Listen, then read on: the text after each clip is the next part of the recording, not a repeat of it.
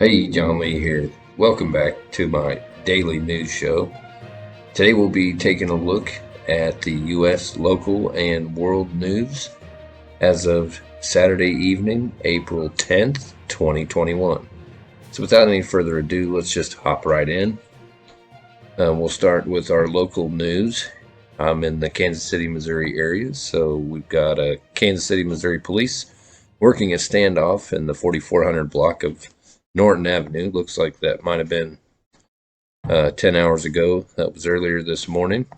KCPD takes shooting suspect into custody after hour-long standoff Saturday. Kansas City, Missouri police said they have taken a suspect into custody Saturday after a standoff near East 43rd Street and Norton Avenue. The man refused to leave, shot at officers. He was taken into custody around 1:30 p.m. The police got children to safety, and a woman is recovering at the hospital. According to police, the shooting suspect was barricaded inside a house and refused to come out for hours Saturday morning. Police said the suspect fired several shots at officers on the scene, but children inside the home were able to get to safety. Police said an adult female was found shot when they arrived at the scene. The officers and commanders involved in this incident showed tremendous bravery and professionalism, said David Jackson with KCPD. The suspect was taken into custody without further violence.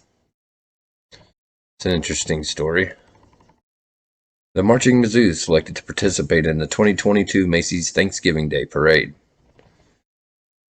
The University of Missouri Marching Band has been invited to participate in future Macy's Thanksgiving Day Parade. Officials announced Saturday night that the Mizzou students are among 9 marching bands chosen to participate in the 96th edition of the holiday tradition, according to a news release.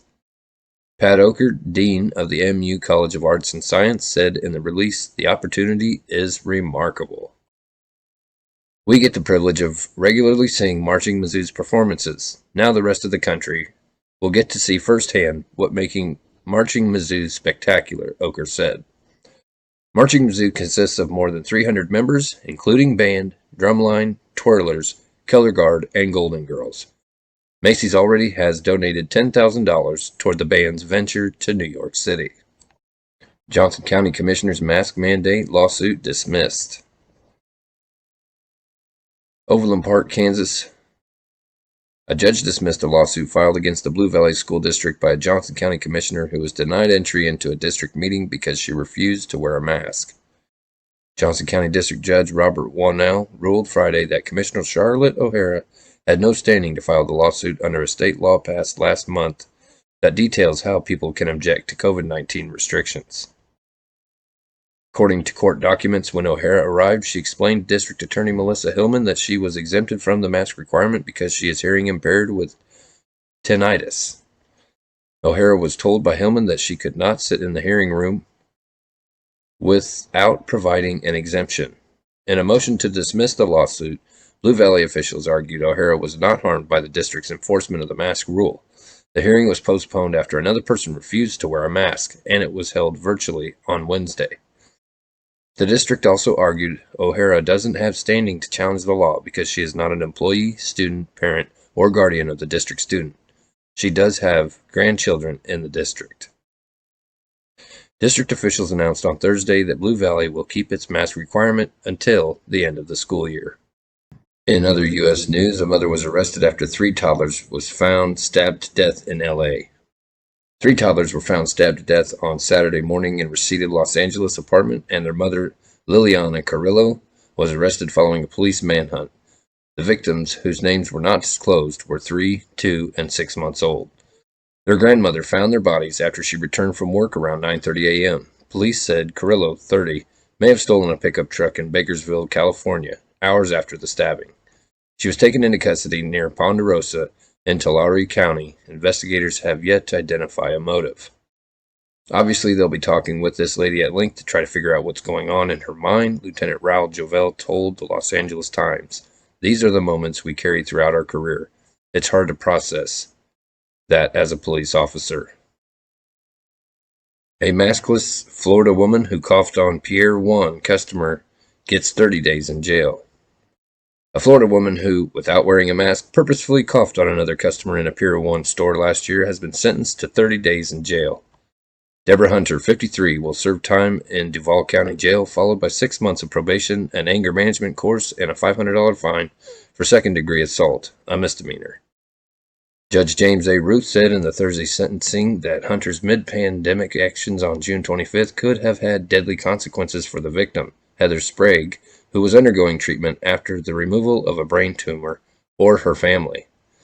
The judge also said that although Hunter was extremely concerned about the well-being of her own family, who had been permanently scarred as a result of her actions, she showed little remorse for the trauma she inflicted on Sprague and her loved ones.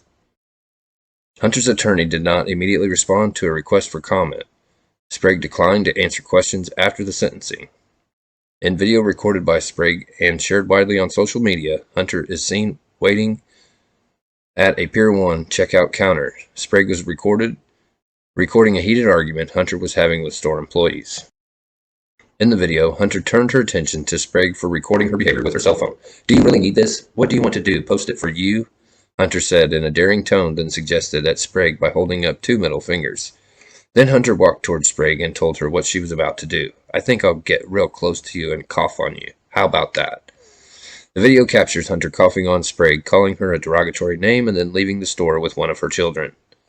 Sprague, who has 10 children and was undergoing treatment for a brain tumor, told the court that some of her youngest children had weak immune systems after experiencing neglect and abuse before their adoptions. The judge said he was unaware about the health of Sprague's children until Thursday. Sprague said the cough, which sprayed spittle on her face, left her worried about her health and her family's at the time when coronavirus tests were still difficult to obtain. During the sentencing hearing, Hunter read a letter to the judge detailing how much her husband and 3 children had suffered because of what she did. Through tears and sniffles, Hunter explained how her social circle had shrunk and how her children had been ostracized by their peers. He was shunned by his classmates, who would boldly ask him, and purposefully in the midst of a small crowd, if his mother was that lady in the video, she said of her oldest son. It was like he was the son of the woman who wore the scarlet letter. Hunter told the judge her family is permanently scarred from the fallout of the widely shared video, but that her children should not have to suffer further. So that's kind of makes a long story short there. Coughed on somebody in the middle of a pandemic. She got 30 days in jail. Maskless woman in Florida. New Jersey reports 33 COVID deaths, 2,993 cases. Virus transmission rate drops. New Jersey on Saturday reported another 2,993 cases of the coronavirus and an additional 33 deaths, as nearly half the state's adult population has received at least one COVID-19 vaccination dose. Meanwhile, the rate of transmission dropped below a key benchmark. Governor Phil Murphy announced the latest data on social media the day after the governor and First Lady Tammy Murphy both received the first dose of the Pfizer vaccine at the Atlantic City megasite. The state's 71 hospitals reported 2,344 patients as of Friday night, down 14 people from a day earlier. Hospitalizations had been rising this week, but remain well below the recent high of 3,873 on December 22nd. The last 2 days, hospitalizations have dropped. New Jersey's 7-day average for confirmed cases is 3,284, down 19% from a week ago, but up 17% from a month ago. New Jersey health facilities and vaccine centers have now administered more than 5.2 million doses of the COVID-19 vaccine since the state's first shot was given December 15th. That included more than 3.3 million people with at least one dose, nearly 50% of the state's adult population, according to state data. Approximately 31% of the state's adult population are fully vaccinated. Coronavirus in Oregon. 761 new cases reported, in highest daily count since February. The Oregon Health Authority on Saturday reported 761 new COVID-19 cases, marking the first time since early February that the state had reported more than 700 new cases in one day. Saturday is the 4th day of the week that the state has reported at least 500 cases of the virus. Average daily cases now stand at levels last seen in February. Hospitalizations from COVID-19 have appeared to plateau somewhat after shooting upward in late March, although the state reported Saturday that the number of people hospitalized had increased by 12. The state did not report any new deaths. Oregon reported 54,790 newly administered doses, which includes 30,068 on Friday and the remainder from previous days. Since it began, Oregon has reported 170,085 confirmed and presumed infections and 2,440 deaths, among the lowest per capita numbers in the nation. To date, the state has reported 2,224,340 vaccine doses administered. The Supreme Court again sides with worshippers over public health orders. In a late-night order Friday, the Supreme Court voted 5-4 with Chief Justice John Roberts siding with the court's 3 remaining liberals to block California's pandemic-related restrictions on in-person religious meetings at people's homes. The ruling is yet another move by the conservative-dominated court to place religious practice above the concerns of public health officials since Justice Amy Coney Barrett replaced Ruth Bader Ginsburg last year. With the intent of limiting the transmission of the coronavirus, California had limited indoor gatherings to no more than 3 households. 2 Californians who hold religious services in their homes mounted a legal challenge to the ban, but were unsuccessful in 2 lower courts. Then the Supreme Court took up the case. Longtime SCOTUS reporter Amy Howe explains what happened next. California pastor Jeremy Wong and others came to the Supreme Court last week asking the justices to be allowed to hold Bible study and prayer meetings in their homes. They told the court that by either banning such gatherings or restricting them to no more than 3 households, depending on COVID rates, while allowing people to gather in various secular activities, the state was violating their right under the First Amendment to freely exercise their religion. They asked the justices for an emergency order barring the state from enforcing the policy while they continued litigating the issue in the lower courts. In a brief filed on Thursday, California countered that its policy applied to all gatherings, whether they are secular or religious. In any event, the state added there is no need for the justices to get involved in this dispute because COVID rates in California have improved and the policy will soon be relaxed. As of April 15th, the state planned to permit these kind of gatherings. The new order comes 2 months after the court blocked California's ban on indoor religious services during the pandemic, which itself followed the court's November ruling blocking New York State's restrictions on religious services during the pandemic, last year before Justice Ginsburg died and was replaced by Justice Barrett. The court had backed the efforts in 2 states, including California, to limit attendance of religious services amid the pandemic. In world news, Myanmar security officials killed more than 80 in single city on Friday, group says. The military takeover in Myanmar continues to have deadly consequences for civilians who openly opposed the February 1 coup. In Bago on Friday, security forces killed 82 people, the Assistance Association of Political Prisoners told CBS News. As of Friday, AAPP, which has been tracking incidents and fatalities, reports that there are at least 618 people, including at least 48 children, have been killed by the junta in the little more than 2 months since the military took over. One of the deadliest days occurred just 2 weeks ago on the 76th Annual Armed Forces Day.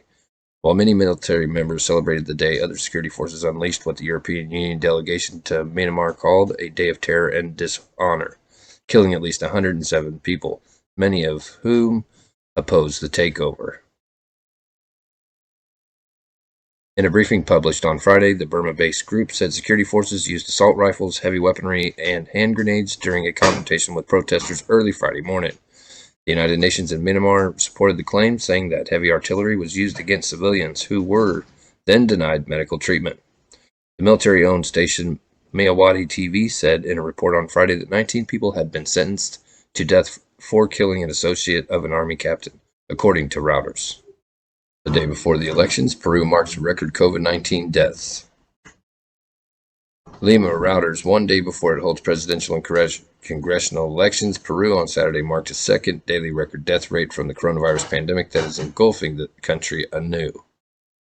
The health ministry said 384 deaths had been recorded, taking the total death toll to 54,669 as healthcare workers battle a shortage of medical oxygen in saturated hospitals, and the government struggles to secure sufficient vaccination supplies. On Wednesday, Peru marked its first record number of dead, 314, the worst since the pandemic hit the country with the first wave in March of 2020. On Sunday, millions of Peruvians are expected to go out to vote at polling stations around the country to pick their next president and congressional representatives.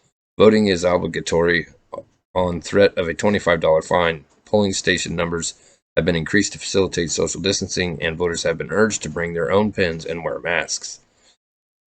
The Andean nation of some 33 million inhabitants has so far received just over 1.5 million doses of vaccines from Sinopharm and Pfizer-BioNTech, a figure that lags behind its Latin American neighbors. I'm John Lee. This has been your daily news for Saturday, April 10th, 2021. Don't forget, if you like videos like these, be sure and hit that like and subscribe button and ring the bell for notifications. I'm on to the next one.